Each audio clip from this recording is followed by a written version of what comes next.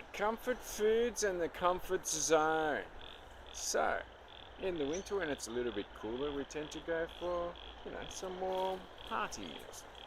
But is that really worth looking at? I think so, because a lot of these so-called comfort foods produce mucus plaque.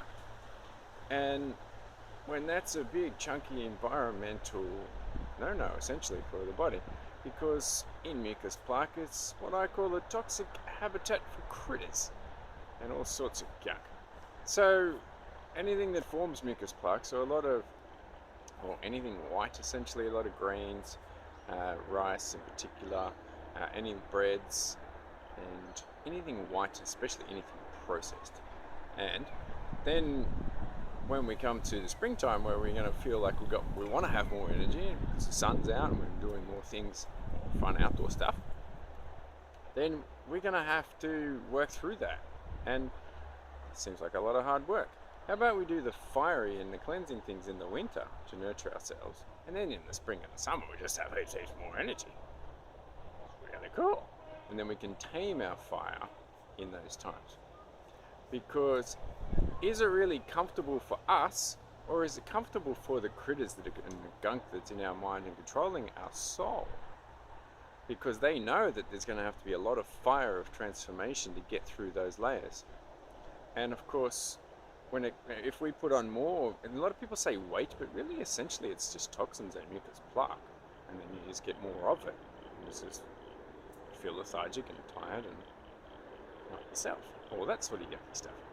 So what are the onion layers? Well, first of all, digestion pumping. 1 meal in, 1 meal out is the first level to get to. After that, we want to start taking on imbalances in the body, so the organs essentially. And while we're doing that, we've got more function, we've got more ability to get rid of toxicity and power and energy. Next layer, we're going to take on mucus plaque. And there's a lot of stored stuff from, past history of when we didn't eat so well. Personally for me, there's a whole lot of dairy. So that resulted in a lot of mucus plaque in my urinary tract and reproductive system. So we can get rid of that. Next layer, we get to fungus. So fungus essentially is controlling parasites, which is the next level. And also then we've got a whole bunch of heavy metals to deal with. So as you can see, there's a few layers, and then as we're starting to get through those layers in the subconscious mind and the bodily temple, we start to uncover the stories, the more of our garbage that we've collected, and those experiences we've also collected. By getting rid of those, we can actually co-create from ourselves, from our soul and our spirit. So when we can combine those two, we just have so much more power, energy, and also spiritual oomph, which we all like to have, don't we?